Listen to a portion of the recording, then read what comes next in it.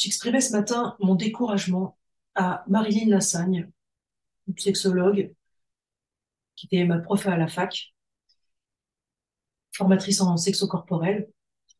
Et elle m'a répondu d'une façon très aidante et très sage. Et sa réponse m'a fait penser au passage d'un livre que j'ai lu il y a quelques mois et que j'ai envie de partager maintenant. Le titre, c'est La femme qui tendait l'oreille aux plantes. Il faut savoir que les titres sont choisis, imposés par les éditeurs et que c'est pas toujours le bon titre. Par contre, le sous-titre permet de vraiment comprendre de quoi il est question. Et le sous-titre, c'est le récit incroyable d'une biologiste entre découvertes scientifiques et rencontres avec l'esprit des plantes. Alors, en recherchant le passage que j'ai envie de lire, je suis tombée sur un autre passage et je vais commencer par lire ce passage-là, en quelque sorte en introduction, même si c'est pas tout à fait le sujet que je souhaite mettre en lumière.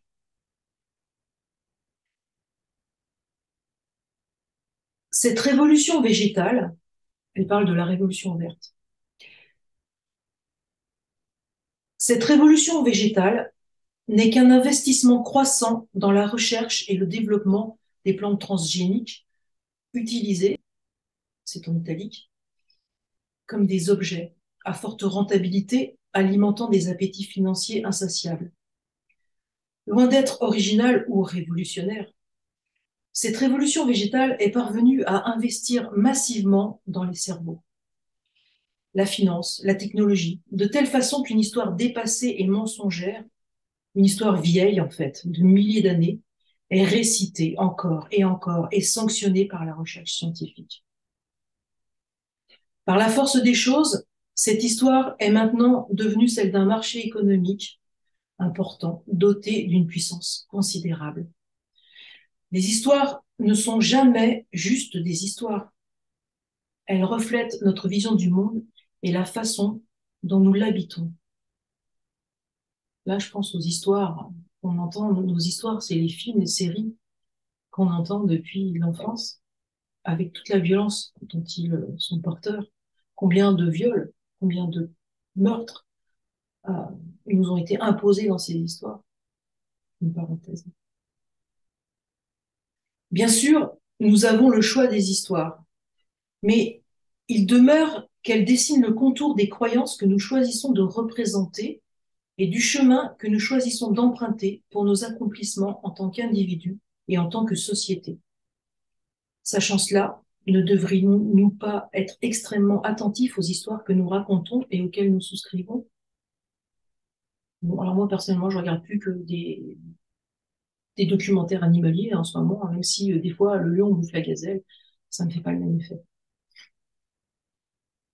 Cette révolution a fortifié ses fondations à l'époque d'Aristote, probablement le penseur le plus influent de toute l'histoire occidentale. En posant l'insensibilité comme critère déterminant pour distinguer les plantes des animaux, dont les êtres humains, et donc en situant les plantes en dehors du monde sensible. Le récit aristotélicien a en effet transformé les plantes en objets. Une idée trompeuse qui autorisa les humains à utiliser les plantes et à les exploiter et, et les exempta de tout sens des responsabilités ou de tout respect dû à leur qualité d'être vivant. Donc finalement, Aristote à l'origine de la rupture de l'unité du vivant. Ah ouais, il a dû participer. La vision du monde sensible, selon Aristote, a eu une influence profonde et durable sur presque tous ceux qui l'ont suivi, à commencer par son propre élève, Théophraste, qui, bien qu'ayant lui-même observé des comportements actifs chez de nombreuses espèces végétales, adhéra aveuglément à la croyance de son prédécesseur, selon laquelle les plantes sont des organismes passifs et insensibles. Au fil des millénaires, ce récit a acquis une telle force qu'il est devenu une vérité indiscutable. Et plus dangereusement encore, nous en sommes venus à glorifier son approche par la similarité et l'uniformité. Tels des adeptes inconditionnels, nous agissons dans le monde comme si l'uniformité était la vérité et non un mensonge insensé.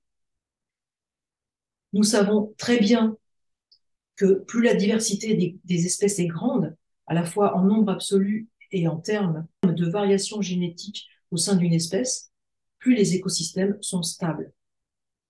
Des écosystèmes plus sains sont à leur tour plus résistants au stress, aux conditions défavorables et se rétablissent mieux.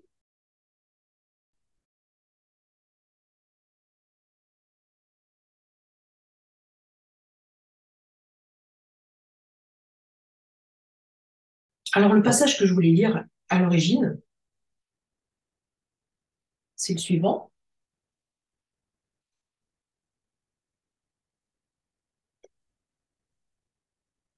La forêt m'avait indiqué la cause première de la crise écologique planétaire actuelle, l'invention du temps extérieur.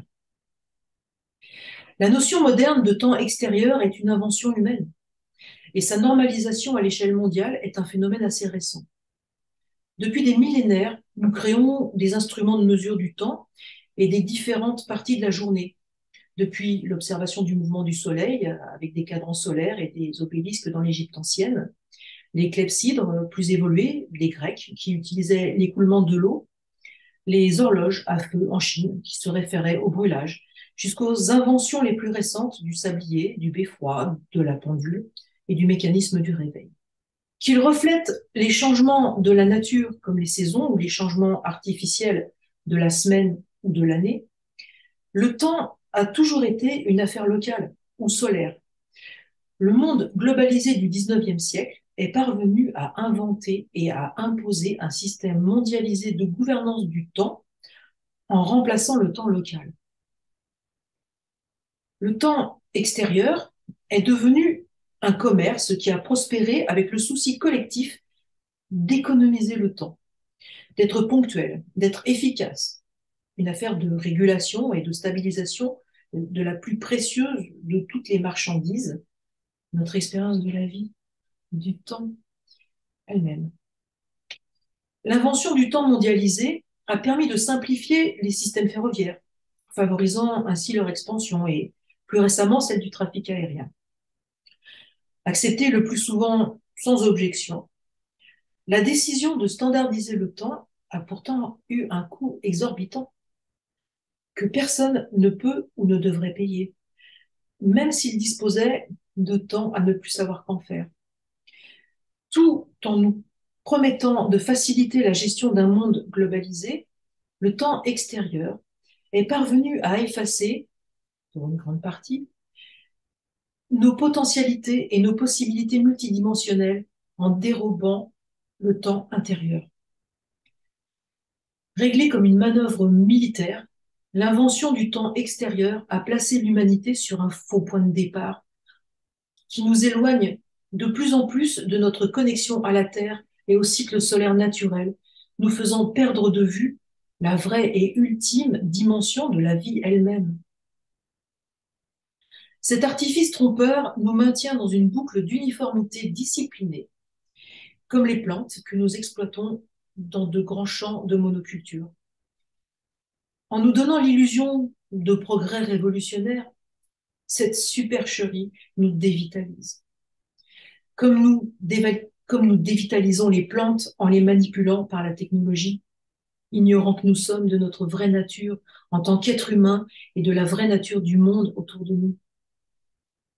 Le temps extérieur nous retient dans un lieu d'impuissance, un lieu à partir duquel on ne peut atteindre notre réelle destination d'évolution en tant qu'être multidimensionnel, pleinement intégré. Il s'agit là d'un état hautement dysfonctionnel, une maladie qui devrait être traitée comme telle. Les signes avant-coureurs sont discrets, furtifs, et ne se manifestent pas immédiatement. Mais cette maladie destructrice empire à mesure qu'elle progresse, jusqu'à une mort prématurée. Individuellement, les symptômes vont de la désorientation, nous ne savons pas qui nous sommes, où nous nous trouvons, où nous allons, au jugement mauvais et affaibli qui nous rend distraits ou confus, faisant de nous un danger pour nous-mêmes et pour les autres. Cela conduit à des changements de personnalité. Nous devenons craintifs, superstitieux, apathiques, fermés, et à une perte d'initiative qui nous rend passifs et incapables de nous engager dans quoi que ce soit sans stimulation. Ce sont les symptômes communs d'une souffrance individuelle causée par un syndrome connu sous le nom de démence. Nous, en tant qu'êtres humains, souffrons d'une forme de démence collective. Notre perte de mémoire symptomatique nous vole notre temps intérieur, en effaçant notre capacité à refaire corps avec nous-mêmes et à nous souvenir de qui nous sommes. En proie à une grande confusion, nous en sommes venus à croire qu'il est acceptable de contrôler l'expérience du temps de toutes les autres formes de vie en les privant elles aussi du droit d'exister. La forêt avait lancé l'alerte. L'invention du temps extérieur est la cause première de la crise écologique planétaire actuelle. C'est une forme de violence dans laquelle le temps est d'origine purement humaine et où l'existence elle-même est réduite à une question exclusivement humaine. L'invention du temps comme une propriété humaine que l'on possède et que l'on contrôle est probablement l'une des manifestations les plus sophistiquées de notre hégémonie planétaire, et c'est aussi la manifestation évidente de la situation très problématique dans laquelle nous nous trouvons. L'illusion parfaite de la séparation. La rupture de l'unité du vivant. En se substituant au temps réel, le temps mécanique et artificiel, qui n'existe même pas, est parvenu à contrôler l'humanité elle-même par l'effacement, en grande partie, de ses possibilités et de ses potentialités multidimensionnelles. S'il est vrai qu'en contrôlant le temps, on peut tout contrôler, alors revendiquer le temps intérieur est peut-être l'acte d'émancipation le plus puissant et le plus révolutionnaire à notre portée, par lequel nous pourrions échapper, nous et notre planète, à la plongée en oubli. Comment y parvenir? Par la plus absolue et la plus pure des chances. C'est par la chance et non le contrôle, la variation et non l'homogénéité, la diversité et non l'uniformité que la vie s'épanouit, évolue, se développe et apprend. La chance est l'esprit indompté d'une créativité illimitée, défiant les rigidités sécuritaires imposées par le contrôle, qui ne sont qu'exclusion et frontières artificielles. La chance est la continuité dynamique de l'existence qui prend le risque fou d'insuffler de la lumière dans ce monde enchanté. La chance est l'antidote à la démence collective dans laquelle nous sommes piégés, un nectar médicinal qui coule en nous pour nous inspirer une fin différente à notre récit de vie. Voilà ce que les séquoias de Muir Woods m'avaient révélé par ce point de collision, le paradoxe de ma flaque de boue. Alors, pour connaître le paradoxe de sa flaque de boue, il faut lire le bouquin en entier, mais vraiment, c'est pas une perte de temps. Ou plutôt c'était, une collision. Car l'esprit dut se confronter à une expérience qui n'avait aucun sens dans une lecture unidimensionnelle et cloisonnée du monde. Et encore aujourd'hui, toute tentative de la comprendre par la logique me donne le tournis.